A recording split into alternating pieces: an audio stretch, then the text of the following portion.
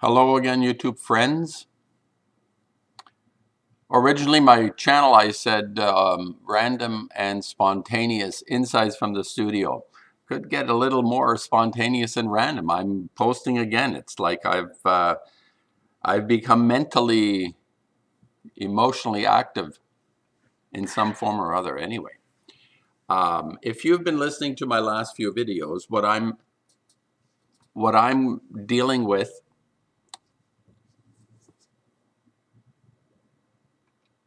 when I say I'm noodling on things, stuff comes across. I'm served up on a plate, not because not because it's like a random thing. Today I'm seriously considering the possibility. Obviously, this is nothing new.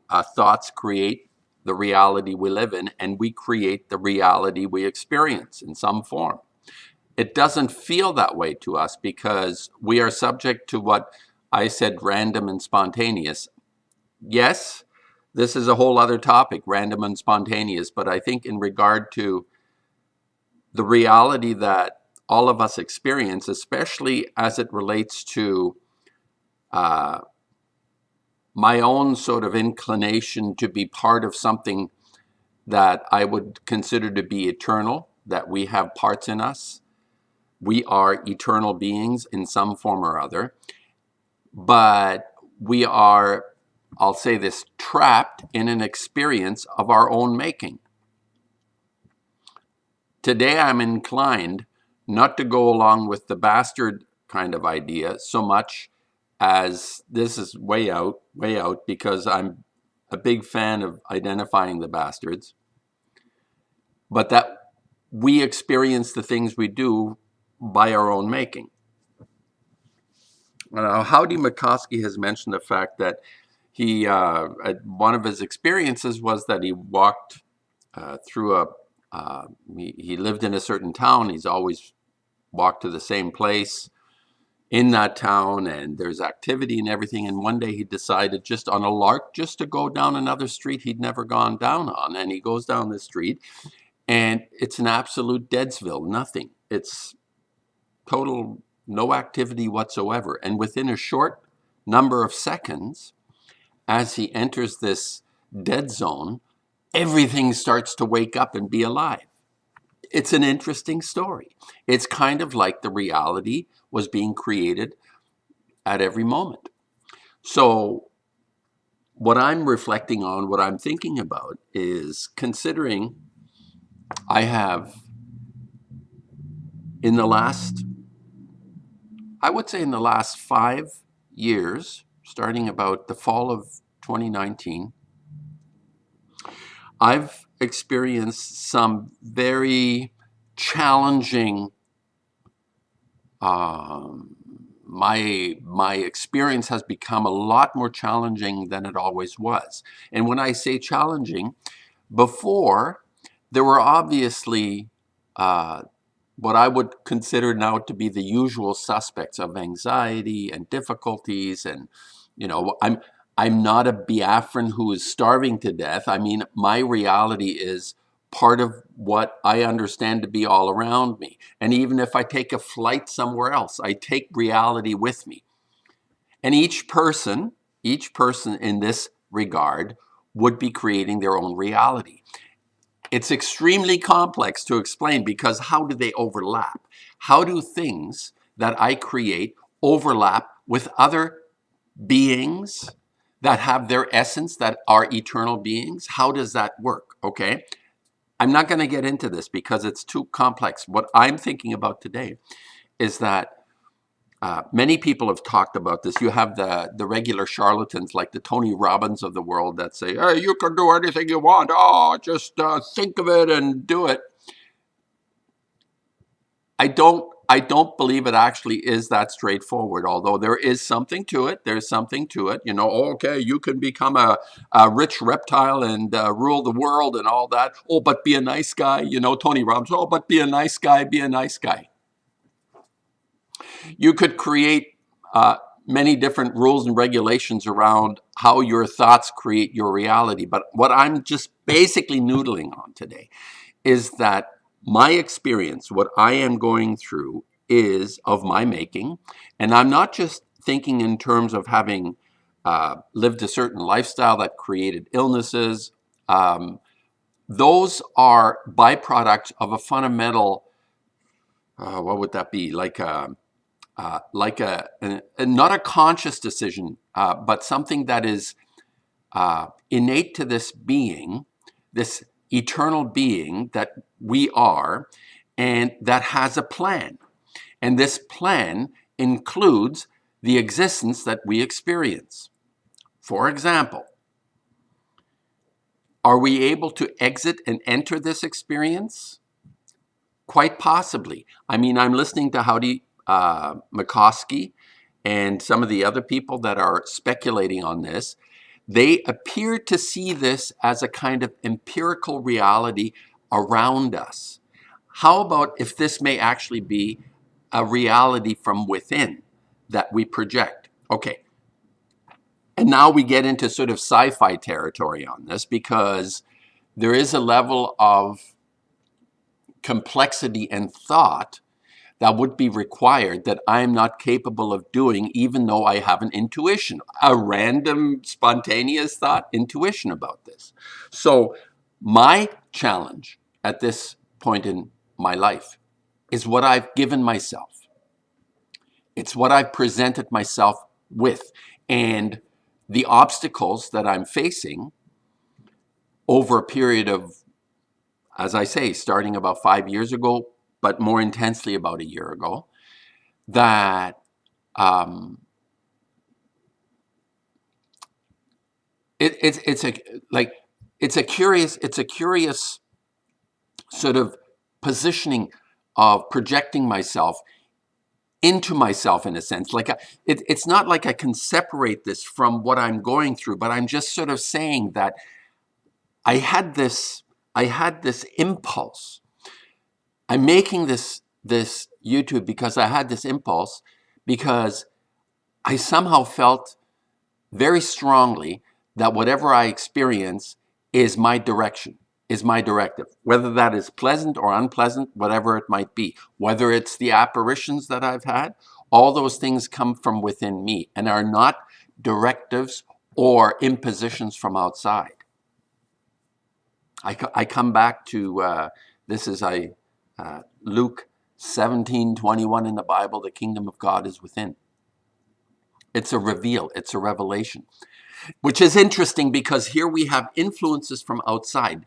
There is things that come in that I absorb, but in the big picture, I wouldn't absorb unless I permit it to be there.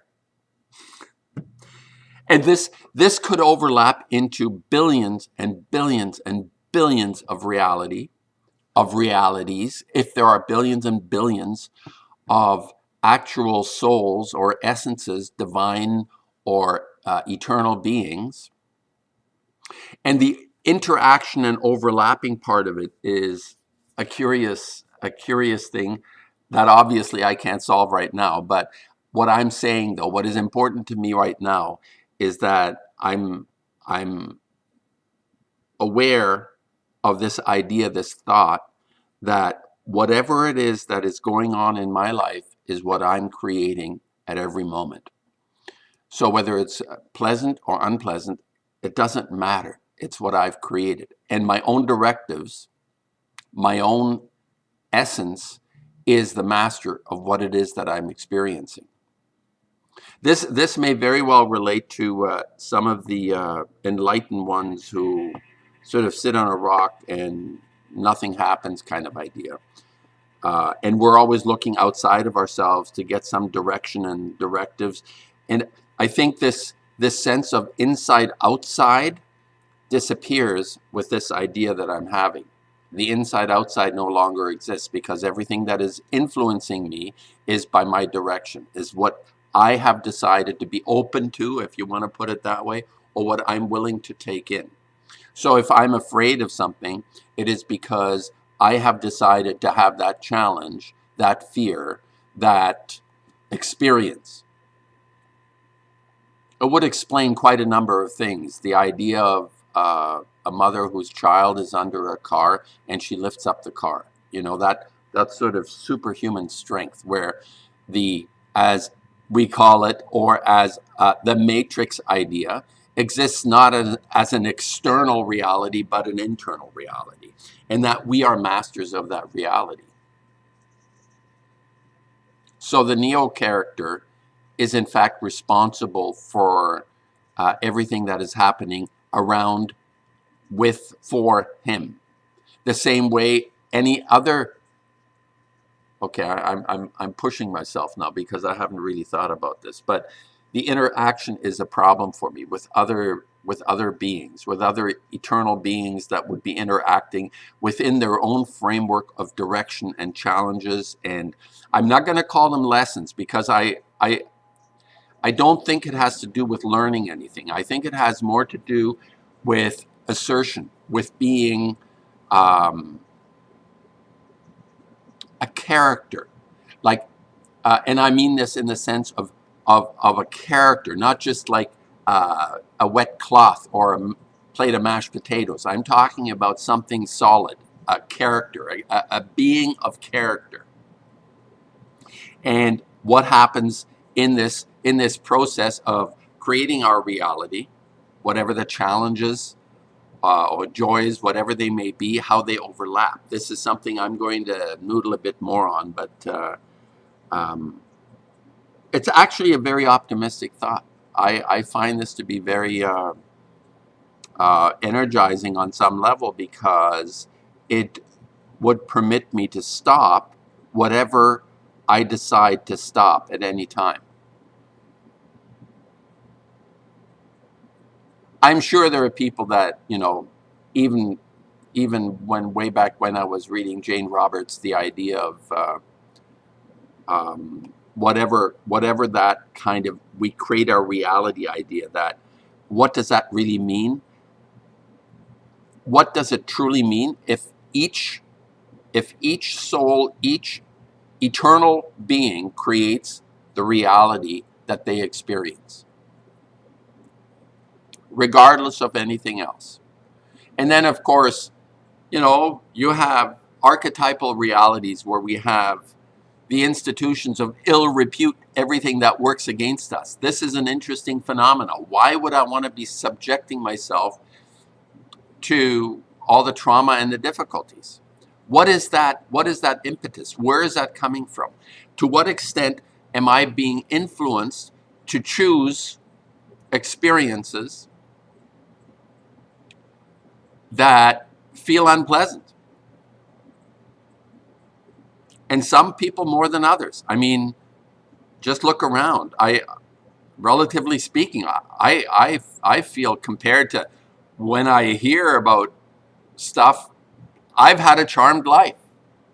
Even within my own traumas and difficulties and everything I carry within me, whatever that is, it's still nowhere near, you know, what we see even with projections. Like if we look at a movie, and a horror movie or a love story or whatever it is, we can sort of see a very complex world and reality out there, and we choose certain things within that kind of akashic record. Even everything is like an akashic record. It's a communal memory that we draw, and we say, okay, I want to feel this, I want to experience this, I want to do this, I want to do that. And then we assign reasons for it. We go on an airplane and travel somewhere, or live somewhere else, or do whatever it is that we do. Or in my case, I've always come back to making paintings. This is my experience. This is what I decide this eternal being needs to experience and do. I haven't even touched the surface here, and it's in a response to some of the stuff I've exposed myself to in the last while, like this Howdy McCoskey, and also at that Soul Trap or Soul Humans, a kind of cryptic sort of voice, kind of accented voice guy who talks very matter of factly. I think